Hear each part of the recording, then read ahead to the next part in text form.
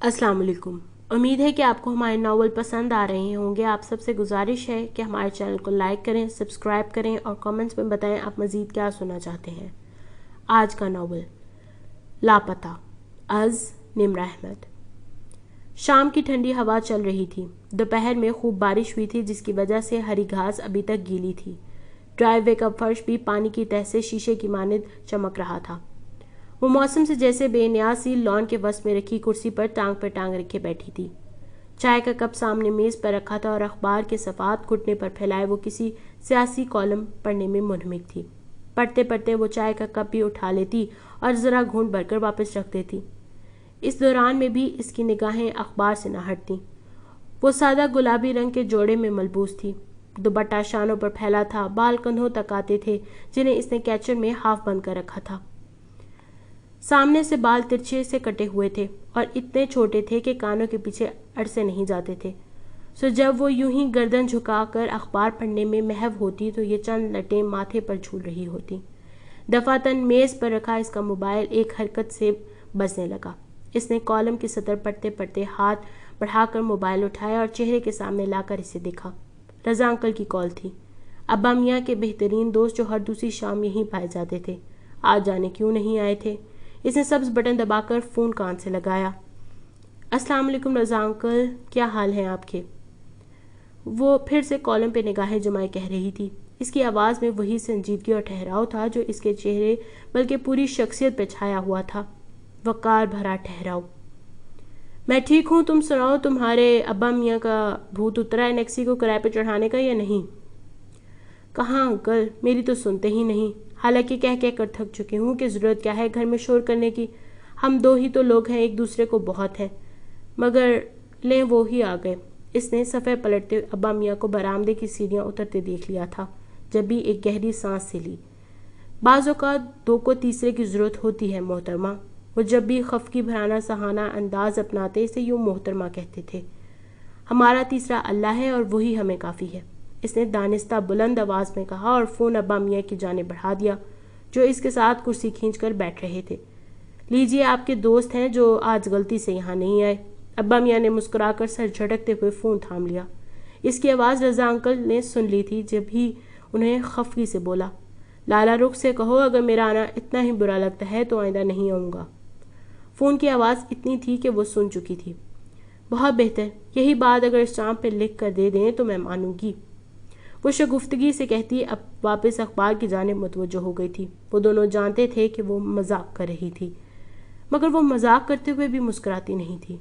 बस एक ठहराव सा था इसके चेहरे पे और वही ठहराव लाला रुख की सारी ज़िंदगी बन चुका था।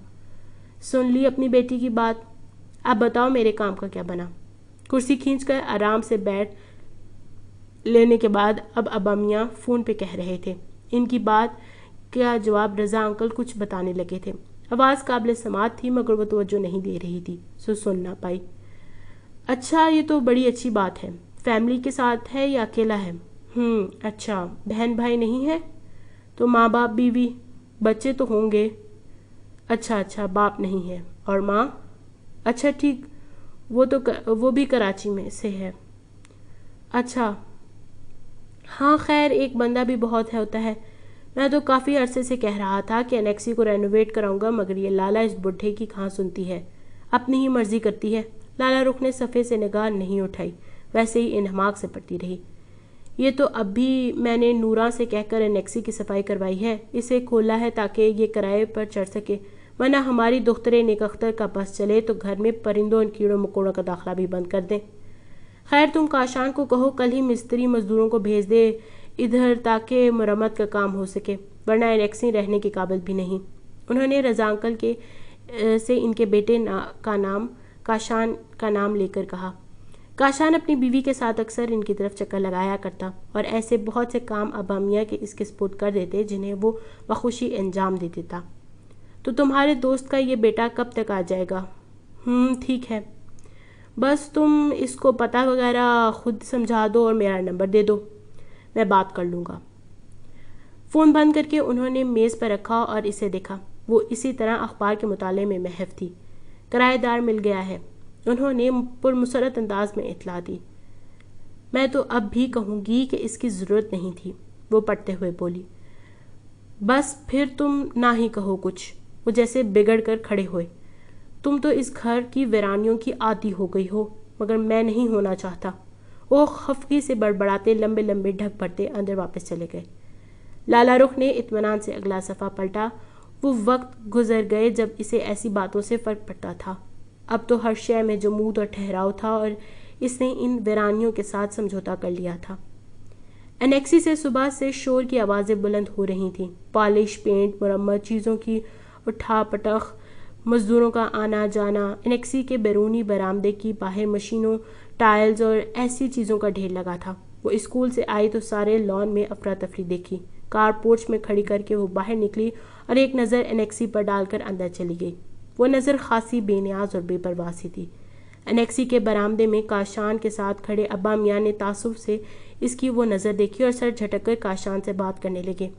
वो बात जो ड्राइववे में गाड़ी दाखिल होते देखकर उन्होंने अधूरी छोड़ दी थी।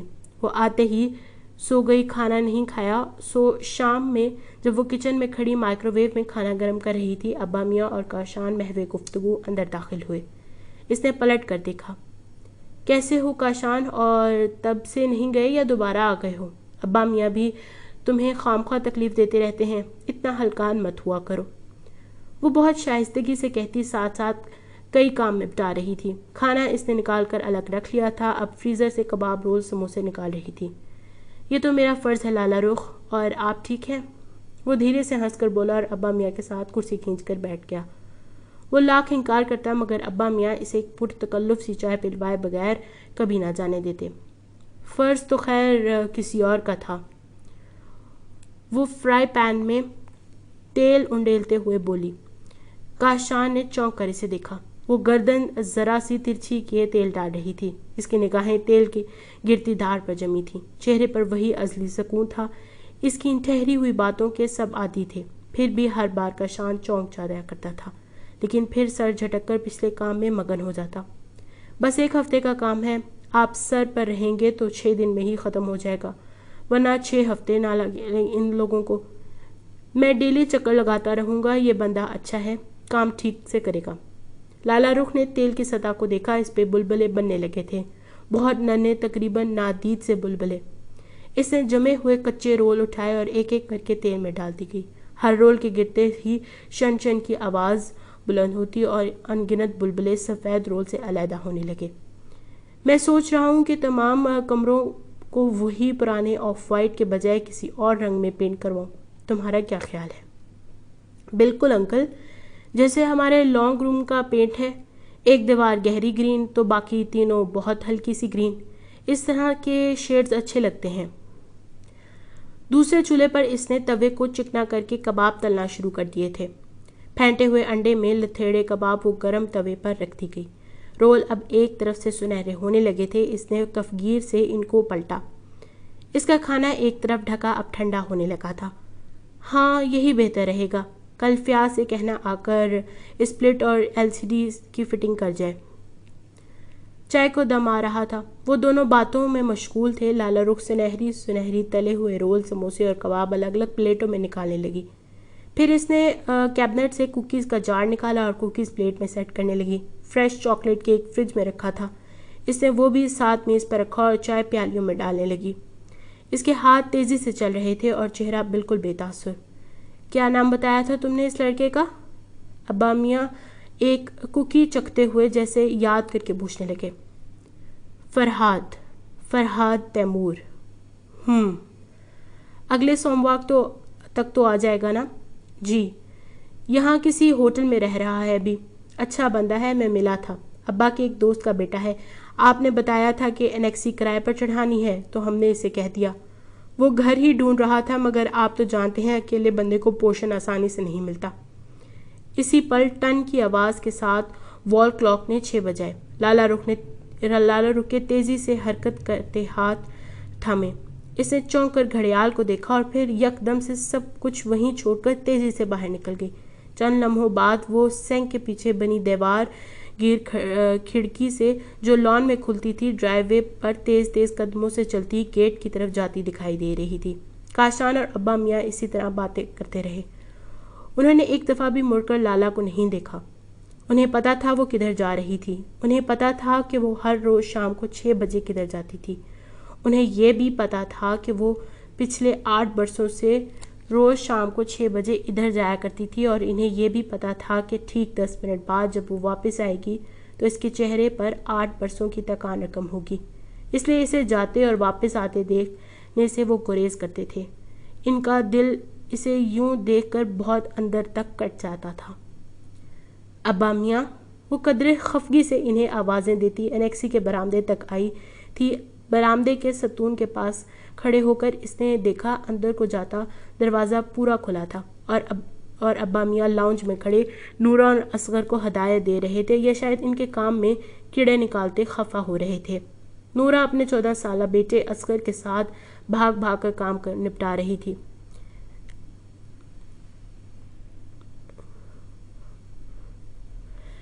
انیکسی رنگ و روغن اور نئے پالش شدہ فرنیچر سے چمک اٹھی تھی۔ لالا رخ برآمدے کے سیڑھیاں چڑھ کر اوپر آئی۔ برآمدے میں جہاں پہلے چپس کا کام تھا، اب وہاں سفید لش کرتا چمکتا ماربل لگ رہا تھا۔ اندر ایک بیڈ روم کی چوکھٹ پر کھڑے ہو کر سرسری سا باہر کی طرف دیکھا۔ وہاں سے سارے گھر کا منظر دکھائی دیتا تھا۔ سب جگہ سفید ماربل کا کام ہوا تھا۔ لیونگ روم کی ایک دیوار گہری سی گرین اور باقی ہلکی گرین تھی۔ اندر بیڈ روم کے کھلے دروازے سے بھی یوں ہی پیچ کلر کے دونوں شیڈز کی دیواریں جھانک رہی تھیں۔ اس نے انہیں پکارا۔ جی محترمہ، فرمائیں۔ وہ نورا کو برہمی سے کچھ کہتے پلٹے۔ دوائی لی آپ نے؟ نہیں، اور نہ ہی میرا موڈ ہے، وہ سختی سے خفا ہو کے بولے۔ موڈ ہو یا نہ ہو، یہ پکڑیں اور کھائیں۔ اس نے ٹیبلٹ اور پانی کا گلاس ان کے ہاتھ میں تھما دیا۔ ہٹاؤ، مجھے نہیں لینی دوائی، عاجز آ چکا ہوں میں ان دوائیوں سے۔ انہوں نے اکتا کر گلاس واپس اسے تھما دیا، مگر وہ 2 قدم پیچھے کو ہٹ گئی۔ نہیں کھانی تو نہ کھائیں، میں یہی گلاس اٹھا کر آپ کی اس نئی پینٹ شدہ دیوار پر دے ماروں گی تو آپ کو یاد آئے گا کہ لالا رخ کون ہے۔ مجھے یاد ہے لالا رخ کون ہے۔ انہوں نے خفگی سے اسے دیکھتے ہوئے دوائی نگلی اور پانی کا گلاس اسے واپس تھمایا۔ تم نے انیکسی کی تعریف نہیں کی، انہیں دفعتاً یاد آیا۔ ہاں، اچھی لگ رہی ہے، اس نے اسی ٹھہراؤ سے کہا۔ وہ جانتے تھے کہ اس نے بغیر کسی جذباتی احساس کے یہ فکر ادا کیا ہے، غیر دلچسپی، بے نیازی اور سنجیدگی۔ وہ 8 سال سے لالا کے اس چہرے کے عادی ہو چکے تھے، پھر بھی ہر بار یہ چہرہ ایک نئے دکھ سے روشناس کراتا تھا۔ اس کے چہرے میں انہیں اور بہت کچھ یاد آنے لگتا۔ کرایہ دار 2-4 روز میں آ جائیں گے۔ انہوں نے اس کی دلچسپی پیدا کرنے کے لیے ایک اور ناکام کوشش کی۔ وہ سر ہلا کر واپس جانے کے لیے پلٹ گئی۔ کدھر؟ وہ جانتے تھے کہ مغرب کے قریب وہ کہاں جا رہی ہوگی، پھر بھی پوچھ بیٹھے، ایک نئے دکھ سے روشناس ہونے کے لیے۔ کھانا بنانے، وہ مڑ کر بولی۔ اس کی آنکھوں میں سنجیدگی تھی، اور اس کا وہ 2 لفظی فقرہ ان کو بہت کچھ یاد کرا گیا تھا۔ جاؤ، کھانا بناؤ۔ وہ دھیرے سے بولے اور رخ پھیر گئے۔ ان دونوں کا کھانا نورا دوپہر سے پہلے بنا لیتی تھی، جو رات تک پورا ہوتا تھا، مگر ہر شام لالا رخ ایک برتن میں علیحدہ کھانا تیار کرتی تھی۔ وہ اس ریاضت کی عادی تھی، وہ جانتے تھے۔ وہ برآمدے کی سیڑھیاں اتر کر چلی گئی۔ ابا میاں نے ایک نظر اسے جاتے دیکھا اور پھر آنکھ کے کنارے کو انگلی سے پونچھا۔ لالا رخ ان کی طرح نہیں روتی تھی، وہ چپ چاپ اپنا کام کیے جاتی تھی۔ کبھی کبھی ان کا دل کرتا تھا کہ وہ روئے، زور زور سے، اونچا اونچا، اپنے اندر کا غبار باہر نکال لے، مگر وہ روتی نہیں تھی، اور انہیں لگتا تھا کہ یہ آنسو اس کے اندر جمع ہو کر ایک سمندر بن جائیں گے اور ایک دن اس کو بہا کر لے جائیں گے، اور ابا میاں اس دن سے بہت ڈرتے تھے۔ آتش دان میں آگ جل رہی تھی۔ لالا رخ اس کے قریب ایک کرسی ڈالے بیٹھی، گھٹنوں پر میگزین رکھے بہت انہماک سے پڑھ رہی تھی۔ اس کے بال کیچپ میں مکی تھے اور وہ پاؤں اوپر کو سمیٹے بیٹھی تھی۔ ابا میاں بڑے صوفے پر بیٹھے ریموٹ پکڑے چینل بدل رہے تھے۔ وہ کسی ایک چینل پر ٹھہرتے ہی نہیں تھے، بار بار بٹن دباتے، آوازوں کا سلسلہ شروع ہوتا، پھر چینل بدلنے سے وہ سیکنڈ کے لیے تھمتا، پھر دوبارہ شروع ہوتا۔ یہ چکر کافی دیر سے جاری تھا۔ آپ کا کرایہ دار نہیں آیا؟ لالا رخ نے میگزین کا صفحہ پلٹتے ہوئے سرسری سا پوچھا۔ وہ جانتے تھے کہ وہ صرف بات برائے بات پوچھ رہی ہے۔ نہیں، شاید کل تک آ جائے۔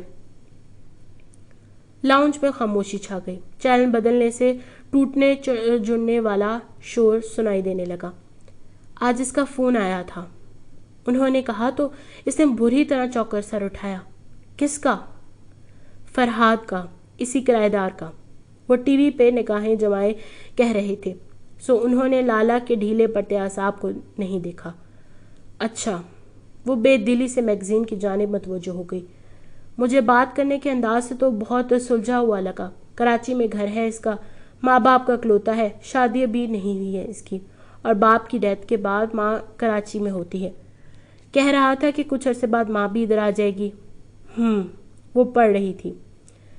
इंजीनियर है, मैकाट्रॉनिक्स में मैक मास्टर से पढ़ा है। अच्छा, आजकल यहाँ इस्लामाबाद के किसी होटल में रह रहा है, ब्लू एरिया के करीब। उन्हें लगा वो इनकी बात सुन भी नहीं रही। इसके आने से रौनक हो जाएगी, है ना? मुबहिम सा जवाब दिया। मैंने इसे कह दिया है कि वो दोपहर रात का खाना हमारे साथ खाएगा, और इस मामले में वो हमारा मेहमान होगा ना कि किराएदार। क्या ज़रूरत है किसी अजनबी को घर में दाखिल करने की? इसकी पेशानी पे ज़रा सा बल पड़ा। अजनबी को अपना बनते देर ही कितनी लगती है। बाज़ अजनबी बहुत आराम से करीब आ जाते हैं और बाज़ अपने बहुत आराम से दूर चले जाते हैं। इसकी निगाह मैगजीन से फिसलती हुई दहकते कोलों पर जा चुकी। सुर्ख होते हुए कोलों से नन्ही मुन्नी चिंगारियां उठकर फिजा में गुम हो रही थी। अपनी मर्जी से कौन दूर जाता है लाला? ये तो किस्मत होती है जो दाव खेल जाती है और इंसान को पता भी नहीं चलता। हर दाव किस्मत तो नहीं खेलती अब्बा मियाँ, बाज़ दाव इंसान भी खेल जाते हैं इंसानों के साथ, और सबसे मोहलिक दाव तो यही होते हैं। फिर हम सारी उम्र इसी लकीर को पीटते रहते हैं, बच्चों की तरह रोते रहते हैं, मगर हाथ कुछ नहीं आता। हम यही दामा रह जाते हैं। वो दहकते कोलों को देखती कहती जा रही थी। अब्बा मियाँ ने भीगी आंखों से इसे देखा। वो बोलती कम थी और जब बोलती तो ऐसी बातें ही करती थी। सब्र करो लाला, अल्लाह सब्र करने वालों के साथ है। सब्र? वो होले से बड़बड़ाई। सब्र ही तो कर रही हूँ अब्बा मियाँ, सब्र शिकवा ना करने को तो कहते हैं, और मैं वही तो कर रही हूँ। दोनों के दरमियान तवील खामोशी छा गई। पसे मंजर में न्यूज़ चैनल हल्की हल्की आवाज़ सुनाई दे रही थी, मगर इसे सुन कोई नहीं रहा था। अब्बा मियाँ, इसने आतिशदान को देखते जैसे बहुत ज़ोर से इन्हें पकारा था। वो होले से बोले। मैं किसी को माफ़ नहीं करूँगी अब्बा मियाँ। मैं हशर के दिन एक एक का गिरेबां पकड़ूंगी। आज तो वो बच गए हैं, उस दिन कोई बच नहीं सकेगा। उस दिन उनको चुन चुन कर ऐसी ही आग में डाला जाएगा जिस तरह उन्होंने मुझे डाला। मेरे सब्र की आग इन्हें राख कर देगी अब्बा। मैं किसी को माफ़ नहीं करूँगी।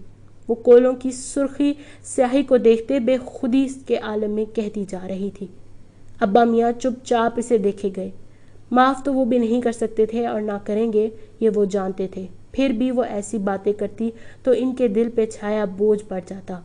खुदा जाने इस शब की सहर कब तुलू होगी।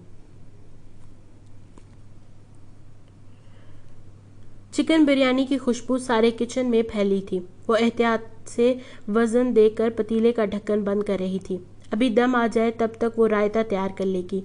सब्जियां सामने निकली रखी थीं, बस इनको काटना था। दही फेंट रखा था। इसने जल्दी जल्दी रायता तैयार किया, इसे बड़े लंच बॉक्स में डालकर पैक किया।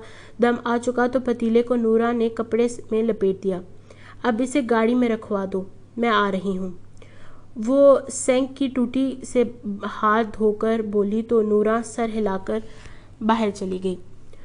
वो पर्स और चाबियां उठाए लाउंज में आई तो आतिशदान के सामने शतरंज की छोटी मेज़ लगी थी। अब्बा मियाँ और रज़ा अंकल आमने सामने बैठे थे।